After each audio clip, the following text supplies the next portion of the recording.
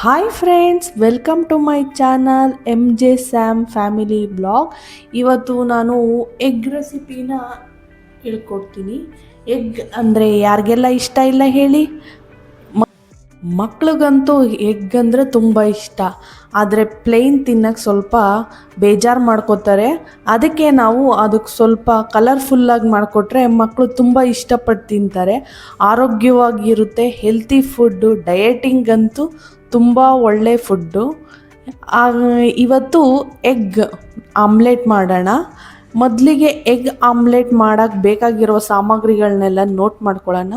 ಮೊದಲು ಎಗ್, ಆಮೇಲೆ ಹೆಚ್ಚಿರೋ ಈರುಳ್ಳಿ, ಹೆಚ್ಚಿರೋ ಕೊತ್ತಂಬರಿ ಸೊಪ್ಪು, ಹೆಚ್ಚಿರೋ ಹಸಿಮೆಣಸಿನ್ಕಾಯಿ ಮತ್ತು ಹೆಚ್ಚಿರೋ ಟೊಮೆಟೊ ಮತ್ತು ರುಚಿಗೆ ತಕ್ಕಷ್ಟು ಉಪ್ಪು, ಒಂಚೂರು ಎಣ್ಣೆ.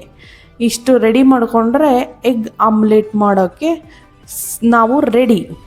ನೆಕ್ಸ್ಟ್ ನಾವು ಎಗ್ ಮಾಡಬೇಕಾದ್ರೆ ಫಸ್ಟು ಎಗ್ ಹೊಡ್ಕೊಂಡು ಅದರದ್ದು ಎಲ್ಲೋ ವೈಟ್ನ ಚೆನ್ನಾಗಿ ಸ್ಮ್ಯಾಶ್ ಮಾಡಬೇಕು. ನೆಕ್ಸ್ಟ್ ಈರುಳ್ಳಿ ಹಾಕಿ ಅದಕ್ಕೆ ಹೆಚ್ಚಿರೋ ಹಸಿಮೆಣಸಿನ್ಕಾಯಿ, ಕೊತ್ತಂಬರಿ ಸೊಪ್ಪನ್ನ ಹಾಕಿ ಚೆನ್ನಾಗಿ ಬೀಟ್ ಮಾಡ್ಕೋಬೇಕು ಎಗ್ನ.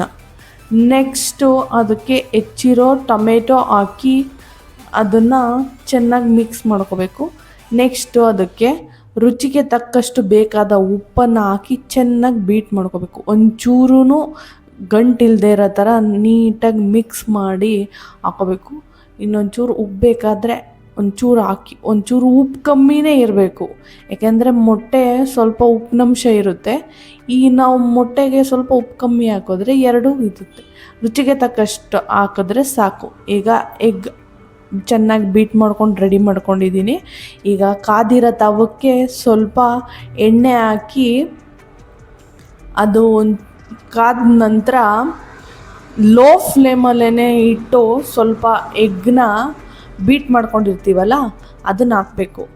ಅದಕ್ಕಿಂತ ಮುಂಚೆ ಸ್ವಲ್ಪ ಈರುಳ್ಳಿನ ಅದಕ್ಕೆ ಹಾಕಿ ನೀಟಾಗಿ ಸೋರಬೇಕು. ಈ ಥರ ಮಾಡೋದ್ರಿಂದ ಏನಾಗುತ್ತೆ ಅಂದರೆ ಯಾವುದೇ ರೀತಿಯಾದಂತಹ ಎಗ್ ಆಮ್ಲೆಟು ಕಿತ್ತೋಗೋದಿಲ್ಲ, ನೀಟಾಗಿ ಬರುತ್ತೆ. ಆ ಎಗ್ ಹಾಕೊಂಡ ತಕ್ಷಣ ಬೀಟ್ ಮಾಡ್ಕೊಂಡಿದ್ವಲ್ಲ ಅದು ಎಗ್ದು, ಅದನ್ನು ಪ್ಯಾನ್ಗೆ ಹಾಕಿ ಒಂದು ನಿಮಿಷ ಲೋ ಫ್ಲೇಮಲ್ಲಿಟ್ಟು ಅದ್ರ ಮೇಲೆ ಒಂಚೂರು ಮುಚ್ಚಬೇಕು.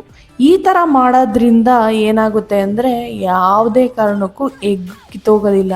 ಸಾಮಾನ್ಯವಾಗಿ ಎಗ್ದು ತೆಗಿಯೋಕ್ಕೆ ಹೋದಾಗ ಕಿತ್ತೋಗ್ಬಿಡುತ್ತೆ. ಈ ಥರ ಮಾಡಿ, ಈ ಥರ ಟಿಪ್ಸ್ನ ಫಾಲೋ ಮಾಡೋದ್ರಿಂದ ಎಗ್ ತುಂಬ ಚೆನ್ನಾಗಿರುತ್ತೆ. ನೆಕ್ಸ್ಟ್ ಅದನ್ನು ಎರಡು ಸೈಡೂ ರೋಸ್ಟ್ ಮಾಡ್ಕೋಬೇಕು. ನೀಟಾಗಿ ಫ್ರೈ ಮಾಡಿಕೊಂಡು ಅದನ್ನು ಇಡಬೇಕು. ನೆಕ್ಸ್ಟ್ ಎರಡನೇ ಆಮ್ಲೆಟ್ ಹಾಕ್ತಾಯಿದ್ದೀನಿ. ನೋಡ್ಬೋದು ನೀವು, ಎಷ್ಟು ಆಮ್ಲೆಟ್ ಹಾಕಿದ್ರೂ ಯಾವ ಆಮ್ಲೆಟು ಸಹ ಕಿತ್ತೋಗೋದಿಲ್ಲ. ಅದ್ರ ಮೇಲೆ ಬೇಕಾದರೆ ಸ್ವಲ್ಪ ಈರುಳ್ಳಿ, ಟೊಮೆಟೊ, ಹಸಿಮೆಣಸಿನ್ಕಾಯಿನ ಗಾರ್ನಿಷಿಂಗಾಗಿ ಇಟ್ಕೋಬೋದು.